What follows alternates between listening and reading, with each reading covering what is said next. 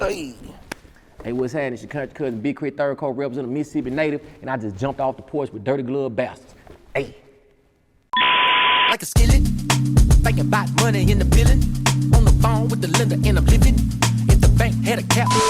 All right, so we got the one and only Big K.R.I.T jumping off the porch with us today. Hey, man, third coat representing Mississippi, well connected. What's happening?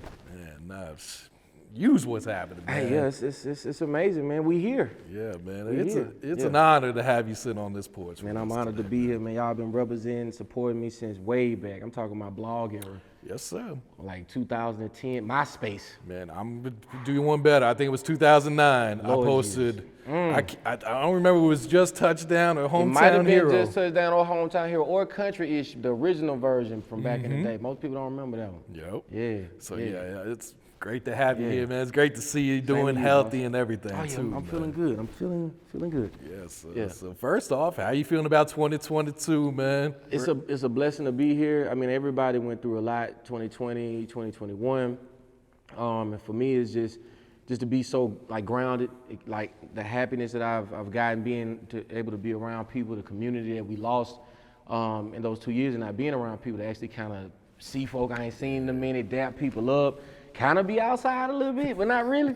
I mean, it reminds me of so much of that positive energy that I needed so much. Because it's one thing to be in the house when you don't feel like it, but it's another thing when you gotta be in the house. Nah, for real. So it just feels good to be out here, man, rocking. We back out here putting out music. It's a blessing, man. Yeah, man. So let's start with this new music. Yes. We're gonna start with So Cool first off. Okay. Well, first off, what was your inspiration going into creating the song? I mean, man, I was doing this, and it's so funny because I was doing this thing like every Sunday. I was creating small snippets of music and then putting it on Instagram. Mm-hmm. And what happened was, it's like every morning I would just, between 5 and 7 o'clock in the morning when the world's kind of quiet, I just get in my studio at the crib and I just work on small snippets of songs.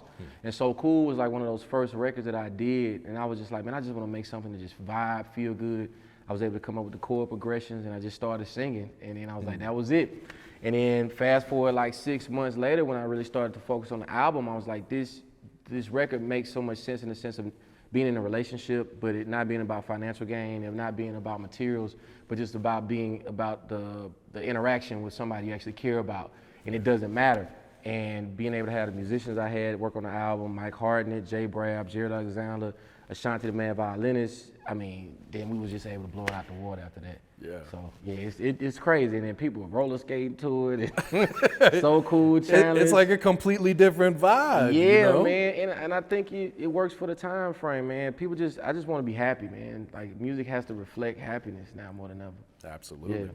Yeah. So this music video, you stepped in the director's chair. Yes. So what was your vision? Was this the actual vision? Did you collab with it? So the first thing, my marketing guru, Steve-O, he's been a part of the team since 2010. He was like, yo, bro, you should direct this one this time. Because when it came to album covers or even treatment ideas, I've always been one of those people where I had the concept, but I'd be like, man, I think it should look like this, and then people, kind of make it broad and direct. And this is the first time where he was like, bro, you should come up with it yourself. And working alongside him, David Kim and Thang, I was able to actually get my idea and bring it to life. And I've always been a fan of Anchorman, bro. So I was like, man, one of my favorite movies, yeah, man. So I was like, I got it. And then it was crazy because I thought it was gonna look like shit, bro. I ain't gonna front. I was like, this is my first time directing. I don't know what this is gonna turn out like. And once Wally Sparks put that fro on and got in the character, I was like, oh, this shit gonna work. Oh, I was like, wow. Wally, and when he got behind the desk, I was like, oh, this is gonna be crazy. And from that point on, it's just such an amazing experience. And that made me really appreciate people that are behind the camera, because they go through so much trying to make sure that one shot is there. And I want to apologize to all the directors out there when they was like, bro, can we get just one more scene? And I'm like, man, no, man, I'm ready to go. But that one scene could be the difference betwing the shot being amazing or not. Absolutely. Yeah. Man, Wally killed that character, man. Fuck a duck. Wally, but as soon as he walked in and he put that jacket on, that fro, he was Walter Cronkite. You couldn't tell him nothing. Couldn't tell him nothing, man. You got Trinidad James, Akeem Ali, Akeem Ali, Carlos Miller, yep. in the video. And I don't know, man. It was a real like family reunion moment because again, I hadn't seen a lot of these people since pandemic. Oh, shit. And then and Akeem's been crushing it. And obviously Trinidad brings a different level of not only fashion, but he gets the vision every time, creativity wise. And Carlos is a man. Yeah. So were they all handpicked by you? Like, I need these guys for this, yes, man. definitely, bro. You know, it's because I mean, obviously these are the homies, and I'm people what they doing on social media and IG. But when I get around them, it's just that easy to chop it up, and it's funny. Yeah. So when when the camera in front of you, all we gotta do is be ourselves. Real stuff. Yeah. So I take it this won't be the last time you step in that director's chair. Did this kind of like motivate you? All right, I could do this. Now I want to do this. It's the real question. Yeah, I want to do it, but it's one of those processes where I want to dive a little deeper into the concept and the art form of it. I'm one of those people that I really like to study what I'm doing, and so this was like it was great, and it was the first shot, and it was my song. So if it didn't come out good, it's all good. But I don't see if it comes to somebody else like song and I'm directing the video, I need to make sure 100% I know what cameras and lenses and and some of that shit that was called down, I was like, I don't know what you talking about, but that looks great. So, but yeah, I can see myself doing it, but it's definitely a totally different process other than like rapping and mixing and producing. Yeah. It turned out really dope, man. Thank you, bro. Thank you. So Digital Roses Don't Die. Yes. First off, just explain that title, what that means, and why you chose that for the new album. So yeah, man, it's the concept in itself to me is that we've been passing down digital roses longer than what we realize, right? And this is before social media age. I have a picture of my grandmother and my grandfather, and they passed it down to my aunts and uncles. My dad was able to get the photo, and he gave the photo to me. That is a digital rose. And it keeps going and keeps getting passed down. And so as we document ourselves in those pictures that even the person that took the picture, there's a story behind that and what might have been going on in the times, that is a digital rose, and we can continuously keep giving it, and then we can continuously keep telling the story of it. And it kind of draws us all together with our past, present, and future in a sense. And so it wasn't supposed to be just a concept musically of what I do, but just all of us and all these digital roses that we've been passing down since the beginning of time, pretty much. I got you, man. Yeah. So what inspires you today to keep creating, man? You what, over 20 years in it now? Or? Yeah, wow. Yeah, but I'm a young man though. Yeah. You know what I'm saying? I'm in my early 30s, you know what I'm saying? Don't get me twisted. Man, I love what I do. I love what I do, and it's so crazy because around 2009, 2010, it was this hunger and this passion and this aggression to prove myself so much, and I didn't realize that I was building up this resolve or this patience in a sense that once I got to this point that I didn't feel the need to have to prove myself all the time. It's like, you know what, it's all good, and then I can go back and listen to my own music and be like, that young man did his job, you know what I'm saying? And now I'm at a point where I can just have fun and then, not only take care of my family, but just kind of be more creative and kind of go into the unknown of music, different genres, directing, probably try movies and stuff like that, because that's where I'm at now. It's like I really want to go back to learning and being a novice at something and then getting good at it. And music kind of gave me the opportunity and the platform to do that. Yeah. And you're one of those artists where I think like, even if you weren't releasing music, your passion runs so deep for it, you'll always be making music. I can't stop. Yeah. I can't stop, bro. I so many songs that I have that'll never come out, but I play them for my personal self, right? And then other artists, I'm starting to just peep a lot of young talent, and Multi as a label, we launching that this year. And so it's one of those situations where even if I'm not in the forefront, I still can look at an artist, be like, man, your music is jamming, just switch the kick drum and snare. Or maybe the hook need to be turned up a little more. Like small things can make a difference in a song. I'm not here to change an artist's, way of creating. If anything, I just want them to be authentic and transparent in music. Yeah. Understood. So what type of vibes should fans expect to hear on this album? Ooh. Oh man, it's a love album. It's one of those albums where you're definitely gonna, if you're not in a point in your life, some songs may not resonate for you until you get to that point or that place. And I deliberately did that because I think in life, you go through things now that you probably wouldn't even expect it to go through in your 20s, right? And in your 20s, you probably wouldn't even have the capacity to deal with the stuff you're dealing with in your 30s. And so for me, it's like trying to create music where that is the platform and the idea from it. So you always kind of like, damn, man, I ain't went through that yet, but I can't wait to. Or if I do go through that, I know that K.R.I.T went through it too. You know what I'm saying? And it's no features on it except for this amazing vocalist named Rolene. She's actually featured on it. And I did it in that way because in life, the experiences that you go through are yours and yours alone. And nobody can actually feature in your life. You just got to deal with it. That's true. And then if you have a significant other, they playing in their role too. And so I wanted the songs to be unison in that aspect. Even if I'm hitting bad notes, I'm singing it because that's how we have to approach life. Like sometimes. I mean, that's art too. Anyway. Yeah, man. We hit bad notes every day, but we know I'm still doing my thing. Though. I'm still in key. And so the album is.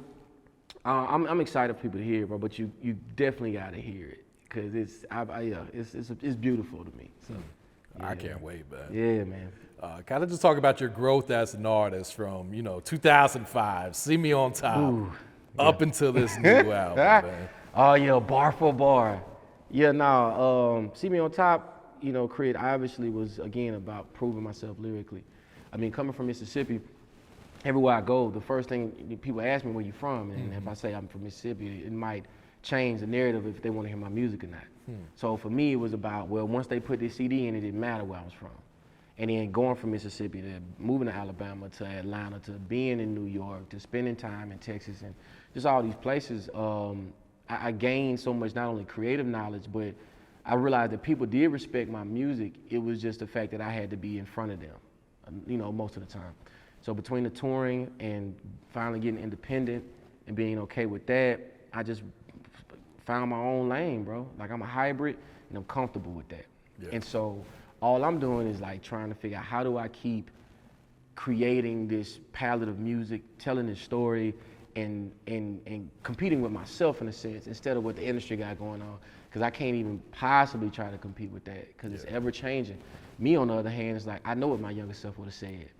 And now that I'm at this age, I shouldn't feel quite like that. So what does mid-30s K.R.I.T sound like? What does 40-year-old K.R.I.T sound like? That's where I'm at and see where I can take people that's been supporting me all these years. Yeah. And the new people.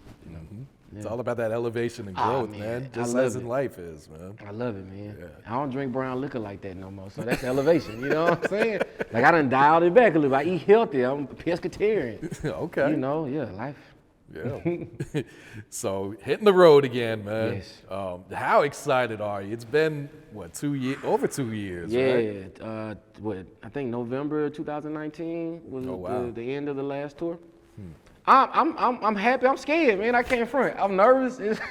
It's been a lot of time of not jumping around and running back and forth on stage for 35 to 40 days out the year. So I'm like, man, I got to get my endurance together. I'm doing a lot of fucking jumping rope. I'm getting my cardio together because, as you know, like it ain't the 20s no more. Like I'm finna fucking be drinking Mad Hennessy and hit the stage.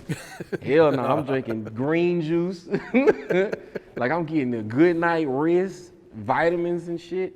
And we doing an hour set, hour and 15 every night. So it's exciting though, because a lot of faces I haven't seen in years, man. And I want to check in on a lot of people that see how they doing. We all lost people in the last 2 years, and so it's a lot of healing involved too with that. And I'm just excited for the process. Yeah. And you have such a loyal fan base, man. Can you just kind of talk about what your fans mean to you? Man, it's more tied to the motherfucking son died. And we've been rocking. It's people, and I tell people all the time, it's a family reunion. It's people that's been coming to the show since 2010. And again, it's couples, they met each other at my shows, they end up getting married, having kids, show me the pictures of the baby, you know what I'm saying? And when we get around each other, we realize how far we've all come in a sense, right? And again, that's another reason why it's important for me to grow with my music.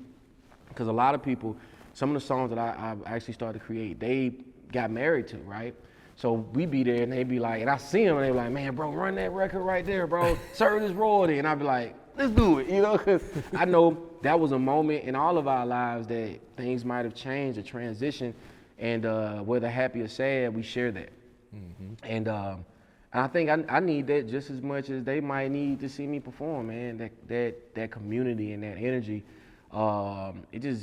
I don't know, it really, leaving off stage or being backstage, or even when I see people before the show, it really fills me with so much joy, and it reminds me of what this is literally all about in the first place. Yeah. 'Cause I wouldn't be in this position if people didn't rock with me. Yeah. So, you know. And they've been rocking with you 10 plus straight years. Yes, man. bro. Some 15 years. First see me on top. Yeah. Lord jeez, 2005. Yeah. What's your thoughts on the evolution of country rap tunes, man? Oh, the evolution. I mean, it's forever evolving. I mean, Yep. country rap tunes is in a beautiful place because the amount of the skill that goes into being a Southern rap artist and what you have to do to prove yourself. And even going back and listening to what UGK was doing and what Pimp was saying. Oh, yeah. Pimp was making a lot of those beats. Pimp was singing on the hooks, you know what I'm saying? Like, you get to a point where you have to be the captain of the entire ship in a sense, right? And so learning from what UGK did, 3-6 Mafia did, right? What Outkast was able to do along with Organized Noise, watching David Banner have to produce beats and rap, that kind of showed me that if I'm gonna succeed, especially coming out the South, I gotta play more than one position. Yeah. Musically, and it's definitely paid off for me. Absolutely. Yeah. Yeah, just kind of talk about Pimp C's influence on you, man. It's just through the roof. Everybody know Pimp, man. I mean, when it comes to, and I missed out on being able to see UGK perform in my teenage years because they actually had a show in Meridian, Mississippi, but I was too young to go. But I do feel blessed and honored to actually know Bun B and actually can call him a friend and pretty much like my uncle, and be able to not only talk to him about what they went through before I did on a musical level, business level, but just get that knowledge that's very much needed when you just feel like you so pressed to prove yourself and you from the South and you don't know if people really listening. And the OG just come through with some few words. It don't take much for him to tell you, and you be like, you know what, OG, you right. And then it makes everything kind of make more sense in the grand scheme of things. And I think a lot of those conversations with him like that, a lot of the conversations with Banner, even conversations with Ludacris, people like that, it was like, oh, okay, this is the space I need to be in. If I carry on, I'll carve out a space for myself. Absolutely. Yeah. Yeah, and Bun embraced you right away. Oh, too, that's the man. OG, man. That was crazy. Yeah, too, for him to jump on country shit Yep. was. And Texas as a whole, man, Slim Thug, Paul Wall, Lil Kiki, you know what I'm saying? Like, these people definitely showed me a lot of love. Michael Watts, OG Ron C. Like, the list really goes on, all of Texas, you feel me? Yeah. I think K.R.I.T was here was like your introduction to, a lot of people on a worldwide scale. But I want to go back and just kind of focus on the grind it took for you to even get there. Yes. So, like, what were those early days like? Like you said, being in Mississippi, man, this kind of internet was kind of there, but Ooh, it wasn't. maybe Dat Piff was there, but like live mix, Man, I don't even think, bruh. Really and rightfully, it was all hiphop.com, and 4 songs were only placed on a board for every 2 weeks. I don't even think I didn't really start going to Dat Piff until I moved to Atlanta, Really? I think, right? Okay. And just a lot of the mixtape, websites. But for me, it was grind and drop physical copies. It was like, oh, hand to hand, like, hey. And then I remember running into, I want to say it was DJ Brad, you know what I'm saying? Actually from Legion of Doom. Okay. Was one of the first people that heard my one of my songs. I can't even think of the name of the song. They Gon' Hate Though. Okay. DJ Brad, DJ Folk heard They Gon' Hate Though. And then I think DJ Folk actually put They Gon' Hate on one of his mixtapes that had Trick Daddy and Jeezy on the cover. Bro, it was so long, it was so long ago. And then DJ Wally Sparks heard I Just Touched Down. And that's how I started coming back and forth to Atlanta. Cause I was like, damn, they playing my shit on mixtapes. Oh, they playing my shit in the club. And then we were performing at every open mic I could think of. So it's like you saw that door cracking open, Yeah. and you was like, all right, this is where I got to go then, man. Cause any little momentum in Atlanta back in the day meant the world to you. Like being able to perform in front of Bo Hagen, I think Bo Hagen was there. I can't think of the other artist that was there, but I was at like Peacock doing an open mic, bro. And Bo Hagen being there just like, oh shit, bro. And even though he didn't know who the fuck I was, and my name at the time was Critical. And that was rough. People pronouncing that shit. So they was botching that shit, man. And I think right around that time is when I changed my rap name to Big K.R.I.T. Because I was like, yeah, they Critical ain't gonna get it. But just performing in front of DJs and influential people that I saw on TV, man, just kept me going at the time. Yeah. Were you working a regular job, or was music just everything at that point? I quit Blockbuster in 2005. Blockbuster? Yeah, I was working at Blockbuster. I quit Blockbuster, and I haven't had a job since. It's been music. So for me, it was selling beats. I was doing a lot of mix engineering at the time for local artists, and that was how I survived, man, selling beats and mixing other people's records. I mixed the R&B album. That shit had to be terrible. I didn't know what the fuck I was doing, but my mixes was better than most. You know what I'm saying? Were just mixing at the house, or did you have a real at studio? the house. They was all the files. I was recording that shit, and it was the grind and it was the hustle. But it ain't nothing like recording 21 songs in 2 days on some mixtape shit on a beat up Mac, bro, and a trash microphone, and trying to make it jamming. And listening to it over and over again. Drive you crazy. You know, man. everybody, like all they homies in there, and they just playing that shit over and over again. Yeah. So when you made Just Touchdown, did you like feel a way like, all right, this could be the record that's gonna break me out, or? I mean, so Just Touchdown, I think I had made around 2005, the original, very first one. Yeah. And I was still going to college at the time, so I had school that morning. I remember playing the beat and the hook, and my grandmother was in the kitchen, and she started dancing to it. And I was like, I think I got something. Because she, you know, despite I was cussing, she actually thoroughly enjoyed this record. And yeah, man, everybody that heard it, DJ Wally Sparks loved it, and I found myself at TJ DJs in like 2008 performing it. Oh, wow. You know, and again, that was huge for me, even though nothing might have came of that, but just going to Orlando and being in front of all these other artists and shit, I was like, wow, like I'm here. Yeah. And then damn near couldn't make it back to Meridian, Mississippi, but we did, you know. So putting together K.R.I.T was here. You know, you had the buzz going at the time. Did you feel any type of pressure, or did you know, I'm gonna deliver on this shit? Man, I'm glad you think I had the buzz going at that time. K.R.I.T was here on the low. That was my last hurrah. Like I had no money, shit was fucked up. And Johnny Shipes that hit me was like, yo, I just wanna try to do a project with you, give me 6 months. So that's why the album is so long as far as the amount of records on it, so many different genres I was kind of trying to go into, different coasts. Cause I was like, bro, if this don't work, I'm going back to Meridian. And I had the opportunity to work on the railroad, and that was gonna be that. Oh shit. And so it was like, shit, we dropped, March? And that shit went crazy. It did Shy Money, you know what I'm saying? Was like, yo, what's good? And the King Part 1 freestyle went crazy, working with Creative Control, Steve OGFC, running into Dutch, which is my manager now, and touring with Wiz. And I was like, yo, we made it, goddamn. And that was literally the beginning to me. Okay. That was the beginning. Yeah. Yeah. Underground wasn't nothing like that. So was it a goal for you to sign with a label, or was that just something that came along and was like, all right, this sounds like a good opportunity right here? I think it was a goal back then. I mean, I think everyone wants their record played on the radio. Everybody wants to sign to a label. It just kind of comes with the dream of being an artist. But they don't tell you that when signing to the label is literally when the real hard work starts. Because then it's almost like there's no more excuses. There's no reason why your music shouldn't be playing, or why you shouldn't have a record on radio, or what's going on with the tour dates, or why ain't nobody purchasing your album or something like that, right? So what happens is that once you get in that room and they be like, you know, this is when the album want to come, you want the album to roll out here, you know, this is what your single, this when your single should come out, like this how much time you got, this the budget. You like, oh shit, this ain't me in my room no more. You know, like, oh, this would be a great feature for you to put on the album. And you're like, well, I really don't, you know, make that kind of music. Like, that's why I booked the system. I produced my entire motherfucking album. Shout out to Shy Money for even allowing me to do that. I got the features that I wanted to get on the album. And a lot of people didn't understand what I was doing at the time, but it really built the foundation for Multi. And that's really what it was about, me being myself authentically, so I can continue to do that throughout my entire career. Yeah, how much of a learning experience about the industry was that whole situation for you? Man, shit, I ain't never danced on no tables.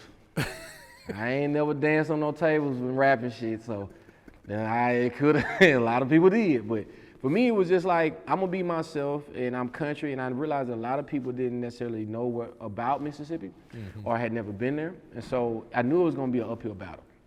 And so when I go in that building, and sometimes they weren't familiar with what I had going on, I knew that we were still actually physically driving and going to see DJs, actually doing shows and chopping it up and building this fan base underneath it all, regardless of whether we had radio or not. So once the label wasn't a thing for us, we still had multi, and I still had my brand, and I still was touring. And I remember when Live from the Underground came out and we did those numbers, they were confused. They was like, whoa, how, what? It was like, yeah. They weren't expecting that? Hell no. Fuck no, man. I mean, I'm gonna tell you something. It ain't that I remember leaving the building, and one of the like head people that came outside and just dapped me. I was like, man, y'all did that shit, man. Like that was crazy. And I was like, yeah, it was. Like, and then we just kind of kept moving like that. Like whether they understood or not, it's like, man, this country shit works. You know? So yeah. Talk about the chemistry working with Motion Family, man, because you guys put out some amazing videos. Shit, Motion Family they the only people that have me out there 2 or 3 days talking about doing a video. Country shit was like a 3-day shoot, and it was like the first introduction, and they were so passionate about it too. And then from then on, man, just working with them has been like this family thing where we know each other's, you know, temperament. They know how far I'm willing to like go on a shot. Like, man, K.R.I.T, we want you to kind of hang off the building. No, but I'll have, you know what I'm saying? But in order to get the best shot, you know, normally it's gonna work out. And when they send me back whatever they've done, it's always gonna be quality and crazy. And so again, continuously running into these people that I worked with throughout the years makes it all the better to actually work, you know? Yeah, absolutely. What was your inspiration going into the vent? Wow, you took it all the way back. The event was just a letter of me conversing with my grandmother. She passed in 2010. I think I wrote that record 2011, and it was like around Christmas time going into the New Year's. I'm just super sad. And then I wrote that song, and my dad was just like, man, Jay, I really don't want to, you know, put this on your mind, but this is right, you know, this kind of anniversary of your grandmother passing. And I believe that just subconsciously, I needed to get that out. I needed to talk about it. And it really wasn't even supposed to go on the project per se, but I was just so adamant of it being on the album because I knew that somebody could relate to it. Then it ended up being this amazing moment, man. I mean, somebody. Well, let's be real. You touched so many people with that song. Like I even went through the YouTube comments recently, and there's still people commenting. What does that mean to you when you read those type of comments, like how personal these records are and how they're able to affect, you know, so many of your fans like that? Man, that being that transparent wasn't in vain. You know, I remember a lot of A&Rs back in the day, especially in the early 2000s, where they would tell me that nobody really wanted to hear that people wanted to be in the clubs, they just wanted to have fun, they wanted to party. And coming off of doing Children of the World and then being able to do the vent is a kind of a testament to that's not the case. You know, it's only so many days out the week we gonna party. And normally that only lasts for an hour or 2 hours, but the time you spend with yourself and the thoughts you have on your way to work or leaving work or in the morning when you're trying to gather yourself or the key moments where you asking those questions like, am I doing the right thing? Or, man, why am I in this position? Or I hope that somebody can understand I'm not feeling well. And being able to put all this stuff out in my music made it easier for me to have these kind of conversations on interviews, when people interact with me in person, that I can be myself and not have to be this facade of this superhero that isn't true to who I am when I'm looking at myself in the morning. No, that's true, because I look at a lot of artists today and they feel like there's a certain image they have to be to make it in the industry. When there's a whole lane of rappers that, like yourself, that they can make it just by being themselves, and it seems like we talked about your fan base, they're gonna be loyal to you. Yeah, I mean, well, if COVID showed us anything, man, like nothing is promised, and all that time everyone spent isolated, it should have put you in a position where you really got to know yourself. Yeah. You know, and all of the materialistic things and all that stuff didn't matter, man. Like all those fly ass clothes, where you gonna wear them? You know what I'm saying? You couldn't go nowhere. So coming out of that, it just further cemented that thought process for me. Like, man, just continue to be myself. And even this album is just me, like, unapologetically being myself. In every album from that point on, and it's been fun. It's been nerve-wracking sometimes, only because it's when you completely let go of the idea of trying to be this superhero, and you just like, man, Big K.R.I.T is Justin Scott, it's all the same thing. It lends a lot more of you having to give a certain amount of energy to a conversation, or a certain amount of energy to a process. But when you get to look back on it, you're like, damn, it took all that for me to be so authentic in itself. And it took all that for the art form to be that beautiful, and it was worth it. Yeah, So, absolutely, yeah. man. Whatever happened to Country Cousins with Yellow Wolf? Oh man, Country Cousins is me and all my country cousins, and me as a country cousin for all the people that ain't necessarily country.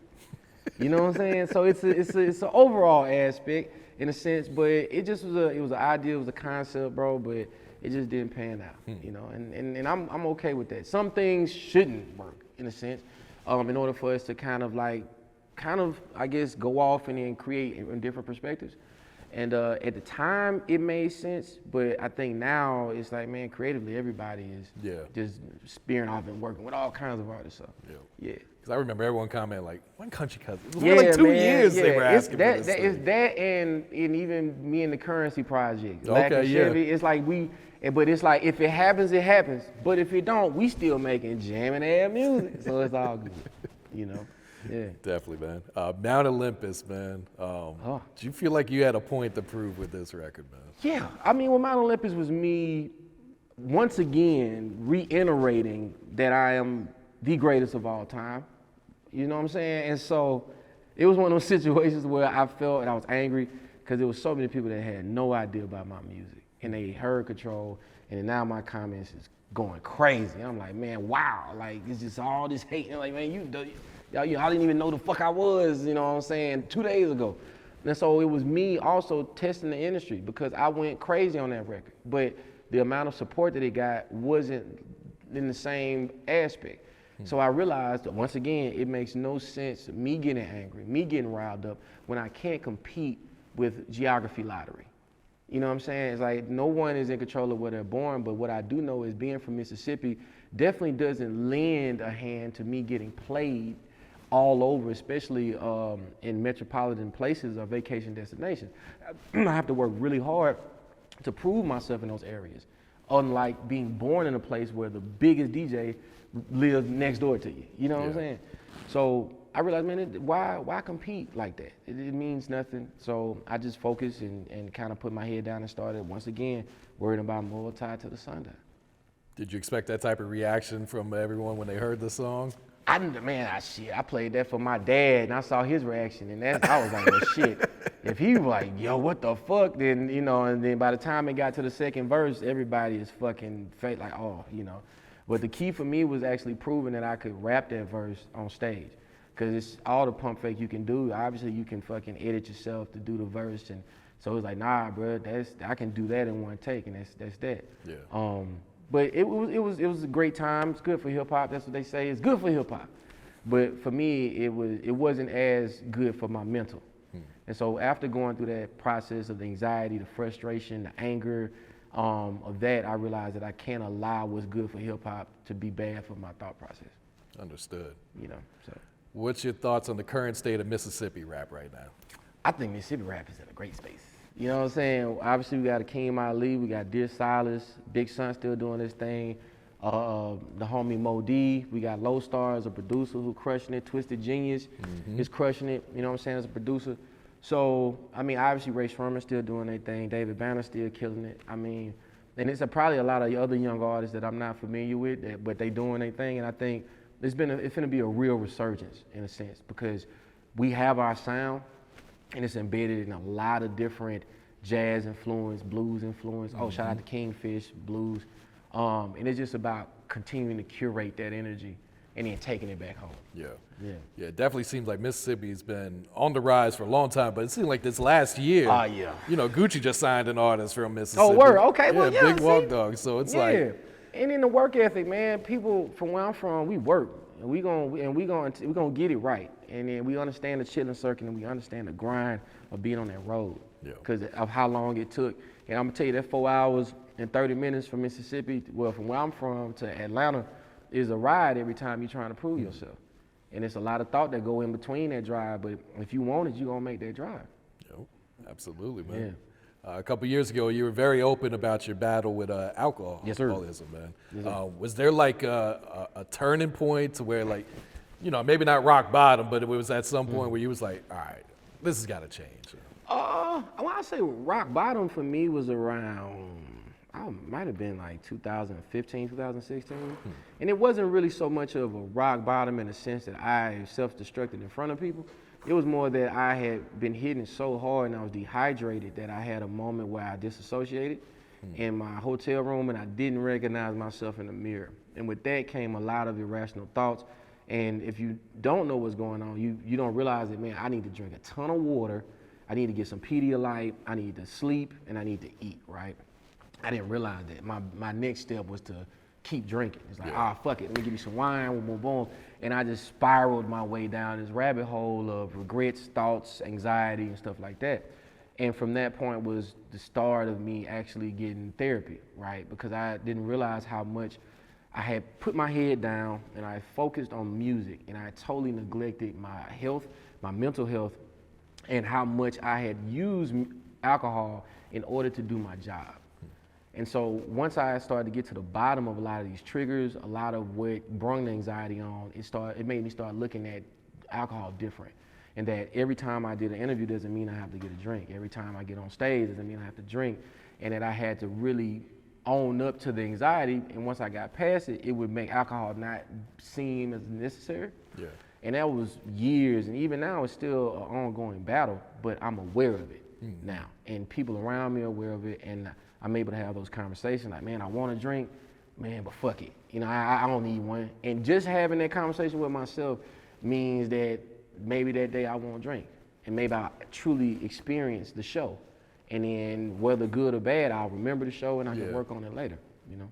No, that's dope right there. And I like how you mentioned even going to therapy because there's such a big stigma, you know, about people that go to therapy and all that. Man, why do you think that is? I mean, because you got to understand, even my parents, and I'm pretty sure my grandparents and a lot of my aunts and uncles, for those that didn't go, they were going through things, they just didn't talk about it, right? And then every weekend, most people know that the weekends for drinking and partying or smoking and just relaxing, and then, or happy hour is for getting your mind right, then going back to work, or man, I can't wait for work, Bill, I'm gonna get me a cold brew. These are coping mechanisms because you don't really want to talk about what you're dealing with, or you don't really know how to talk about it. And I think especially us as men, we get to a point where it's like, you know what, I ain't gotta worry about that, or man, you know, talking about my feelings is weak. Or you'll be ready to talk and somebody like, man, what you got to worry about? You got this, you got that. And then you be like, you right, why am I worried?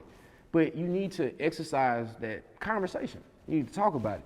So for me, I realized how many years I wasn't talking about my feelings and I was putting it in my music, but it could be perceived as just a record that's jamming instead of it being me actually crying out for help. And so once I started going to therapy, I started talking about it more in interviews, and I started talking about it with a lot of my homies, youth, and I realized a lot of my partners go to therapy. Or if they not, I'm like, bruh, go to therapy. And that first time they go, they're like, bruh, I gotta keep going. Yeah. And you start to relieve yourself of all this tension that you had in this fight or flight that it ain't even necessary because you succeeded because you're not in the hood no more. But we still wound up like shit any day now. Yeah. It's like, bro, we in our 30s, it might not be any day now. We might 60 is possible now. You know what I'm saying? Like, and a lot of us like, bro, I don't know if I'm gonna make it past 21. We still wound up like that. Yeah. So it's about unwinding that shit, man. No, that's real, man. One thing I've been doing at the end of the interviews is just kind of asking the artists for, you know, to share some advice with the youth, for the new generation that's coming up right now. Okay, share some advice. First off, definitely pay your taxes. Pay your taxes. Get you a lawyer that it really, really believes in you, obviously. Keep a lot of people around you that were there in the beginning. And I'm talking about not the people that necessarily are there for the financial shit you're spending, but the people that don't really want nothing from you anyway, that gave you solid advice. You know, keep them people around you. Actually save your money. A lot of the shit we find ourselves buying in order to show that we got it. I mean, once you accumulate all this shit, people still know you got it, but now you got bills, and now this shit means nothing. And you know, and then once that record don't sell, that shit depreciates. So be aware of that. Definitely start to live in your happiness. I mean, I found a lot of music now is very aggressive, it's very angry, it's very frustrating. but they got the money, but they've got out of the hood, or they've been able to buy businesses and stuff like that. So it's, at some point you have to look at the music and be like, man, do you really feel like the songs you're making? And if so, then there's something else going on internally that had nothing to do with materials in the first place. That had nothing to do with financial gain, and then that's when therapy comes into play. That's when you gotta get to the root of, well, what's gonna make you happy, boss? Because you have people that's looking at you like, damn, you got everything and you still not happy. That they look at that like, damn, well, even when I get that, I'm not gonna.